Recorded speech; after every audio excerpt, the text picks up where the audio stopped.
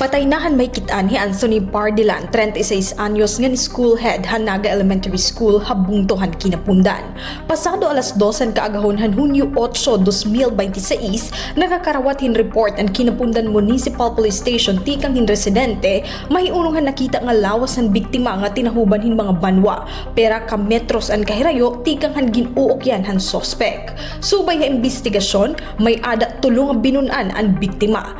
Pinaagihan koordinado nga hot pursuit operation han kinapundan Municipal Police Station, Provincial Intelligence Unit han Eastern Samar Police Provincial Office, Santa Rita Municipal Police Station ngan 805th Maneuver Company Regional Mobile Force Battalion 8. Nadakop ang duha nga suspect nga hira alias Janjan 22 anyos ngan alias Jonjon 18 anyos dito sa sitio Sabang, Barangay Ginbalutan, Santa Rita, Samar. Gin-turn over na ang mga suspect ha kinapundan Municipal Police Station ngan posible umatubang kaso nga murder. Sumala kinapundan police, antis pa makita ang lawas, may concerned citizen ang nag-report nga missing ang biktima. Gin-inspeksyon ang otoridad ang laptop ang biktima dito han eskwelahan nga gintatrabahuan hini ngan dito nakita ang ira chat conversation han suspect.